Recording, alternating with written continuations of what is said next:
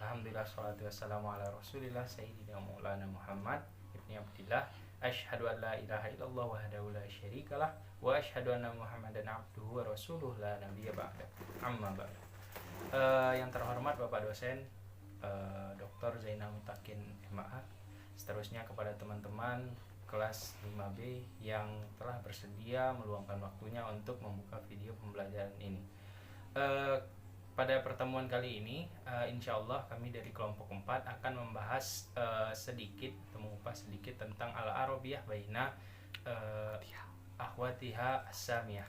Dengan beranggotakan itu ada 4 orang. Yang pertama itu ada Umi Latifah dengan NIM 63, kemudian ada Putri Agustina Rahmah dengan NIM 64, kemudian ada Arikoh Fairuz Huda dengan NIM 22, dan saya sendiri Tio Andika dengan NIM 57. Selanjutnya, tanpa memperpanjang kata mukadimah, langsung saja kita masuk kepada pemateri pertama. Kemudian nanti akan dilanjut dengan pemateri kedua, yang mana yang pertama adalah Umi, kemudian yang kedua adalah Putri, dan terakhir akan dilanjut oleh Arikoh Fairuz Huda. Kepada mereka waktu dan tempat dipersilahkan.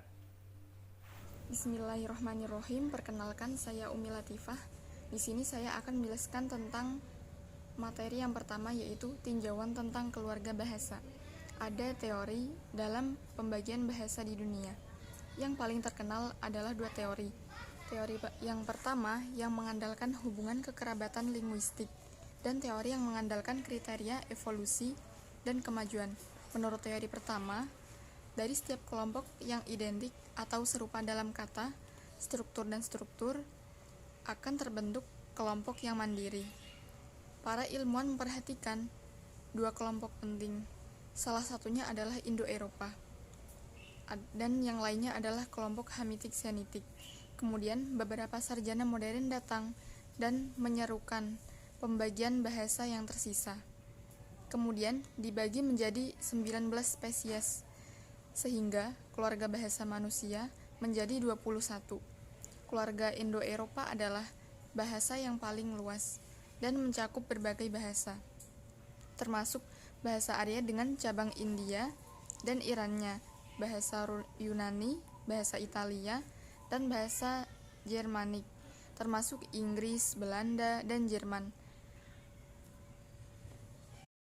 Fraksi Semit-Hamitik menduduki negara-negara Arab, termasuk Afrika dan sebagian dari etnis Afrika. Bahasa Hamitik meliputi bahasa Mesir, Berber, dan Kushit, dan bahasa Semit adalah Semit, yaitu bahasa Aram, Fenisia, Ibrani, Arab, Yaman, dan Babilonia. Adapun bahasa manusia lainnya, masyarakat linguistik Paris membaginya menjadi 19 keluarga, termasuk bahasa Tarani, Turki, Mongol, dan Manchuria. Bahasa Jepang, bahasa Sino, Nepisia, dan bahasa Melayu Polinesia, termasuk bahasa Indonesia dan Melanesia. Ada teori yang didasarkan pada pembagian bahasa pada kriteria perkembangan dan kemajuan terkait dengan aturan morfologi. Berdasarkan teori ini, bahasa memiliki 3 golongan, yaitu: yang pertama, bahasa internasional atau bahasa terisolasi adalah bahasa yang tidak aktif. Struktur kata-kata di dalamnya tidak berubah, dan asal-usulnya tidak dilampirkan pada huruf zan, tidak memiliki gajah atau tidak dihitung, dan tidak ada hubungan antara bagian-bagian strukturnya. Bahasa-bahasa tersebut antara lain bahasa Cina, amfibi, Tibet, dan banyak bahasa primitif. Yang kedua, bahasa aglutinatif atau bahasa relatif, yang dicirikan oleh awalan dan akhiran yang terkait dengan aslinya, mengubah maknanya dan hubungannya dengan bagian dari struktur. Mereka termasuk Turki, Mongolia, Manchuria, Babanit, dan lain-lain. Yang ketiga, bahasa analitik atau disposisional, yang strukturnya berubah dengan perubahan makna. Di antara bahasa-bahasa ini adalah bahasa Semit, di atasnya adalah bahasa Arab, dan sebagian besar bahasa Indo-Eropa. Sekian penjelasan materi yang pertama dari saya. Al-Lughatus Samiyah wa Mahdi al-Awal. Bahasa Semit dan tempat lahirnya yang pertama. Kata bahasa Smith mengacu pada sekelompok bahasa yang populer sejak dahulu kala di negara-negara Asia dan Afrika. Keduanya efeknya masih belum hilang dan masih tetap ada sampai saat ini. Orang yang menggunakan istilah ini adalah Schlosser, seorang peneliti Jerman dalam penelitian dan penyelidikannya dalam sejarah bangsa-bangsa masa lalu pada tahun 1781 Masehi.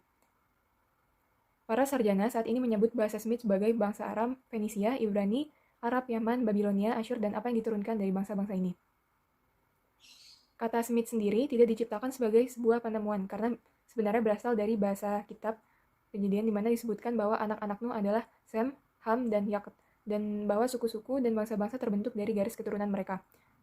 Budaya dan sastra beberapa diantaranya mati yang efeknya hilang dari hari ke hari. Dalam mendefinisikan tanah air asli ini, sebuah kelompok melihat bahwa tanah air asli bagi mereka adalah bagian barat daya semenanjung Arab, yang berarti Yaman, dan kelompok lain berpendapat bahwa tanah air orang Smith adalah Irak Selatan. Yang lain mengklaim bahwa negara Kanaan, yaitu negara Suriah kuno, adalah tempat lahir asli orang Smith. Kelompok keempat menyatakan bahwa Smith berasal dari Armenia, dan kelompok kelima percaya bahwa Al-Hasya atau Afrika Utara adalah rumah pertama bahasa Smith itu sendiri. Beberapa peneliti meyakini pendapat tim pertama bahwa tempat lahir pertama bangsa Smith adalah bagian barat daya Jazirah Arab, yaitu negara-negara Hijaz, Najd, Yaman, dan seterusnya. Sejumlah besar orientalis dan modernis kuno cenderung pada pandangan ini, dipimpin oleh dua tanda, Renan si Prancis dan Brockman si Jerman. Profesor Abdul Bahad Wafi mengatakan dalam hal ini bahwa ini adalah pendapat yang paling kuat. Ahli bahasa berasumsi bahwa bahasa Ibu Smith ada di era milenium keempat sebelum Masehi, yaitu ada lebih dari 6.000 tahun yang lalu. Selama waktu itu, bahasa Indo-Eropa seharusnya ditemukan pula. Oke, bismillahirrahmanirrahim. Terima kasih kepada moderator atas waktunya. Baiklah, selanjutnya materi yang terakhir yaitu tentang asal-usul bahasa Semit atau lokasi di mana bahasa Semit ini pertama kali muncul.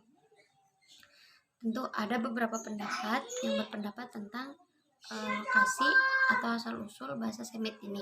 Nah, menurut Ali Abdul Wahid Wafi, bahasa-bahasa Semit ini beraneka ragam, berasal dari one of Jazirah language species atau Fasila al-Wahidah. Dengan demikian, menurut Wafi ini tidak diragukan lagi komunitas atau bangsa Semit ini tersebar di seluruh belahan dunia dari satu tempat atau suatu negeri. Nah, para sejarawan terdahulu tentu pasti mereka mempunyai pendapat-pendapat mengenai tentang asal-usul bahasa Semit ini.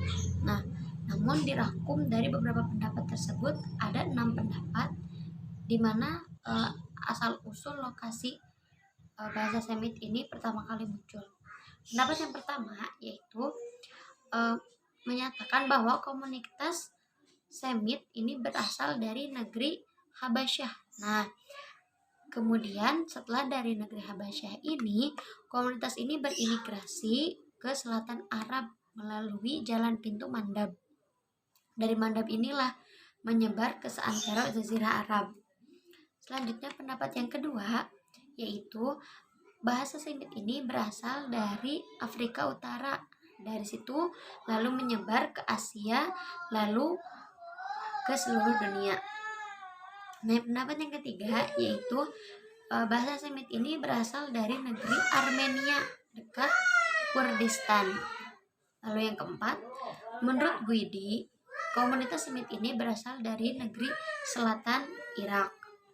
Kelima, sebagian ahli sejarah mengatakan bahwa bahasa Semit ini dari negeri Kanaan, di mana negeri Kanaan ini merupakan daerah asal dari komunitas Semit. Nah, karena masyarakat Semit banyak tersebar di negeri Suriah dahulu kala dan tidak diketahui peradaban lain sebelum peradaban negeri ini. Selanjutnya yang terakhir yaitu pendapat yang terakhir, para orientalis termasuk Kenan atau ahli bahasa berkebangsaan Prancis dan Brockman linguis Jerman cenderung berpendapat bahwa komunitas Semit ini berasal dari barat negeri-negeri Arab seperti Hijaz, Najd, dan Yaman. Nah, itulah 6 pendapat yang telah dirangkum dari beberapa pendapat para sejarawan. Tentu saja beliau-beliau ini mengutarakan pendapatnya ini sesuai dengan pengetahuan dan penelitian yang beliau-beliau lakukan. Mungkin cukup sekian dari saya. Kurang lebihnya mohon maaf. Terima kasih. Baik, itu tadi penjelasan materi dari semua rekan-rekan kelompok kami. Bagi teman-teman yang penasaran atau masih bingung tentang apa yang kami bahas barusan, itu tentang pengertian bahasa Semit, kemudian sejarahnya dan asal-usulnya, teman-teman bisa langsung berkomentar atau bikin pertanyaan di Google Classroom ini. Insya Allah nanti kalau ada kesempatan langsung kami jawab. Cukup sekian, saya akhiri. Wabillahi taufik wal hidayah. Wassalamualaikum warahmatullahi wabarakatuh.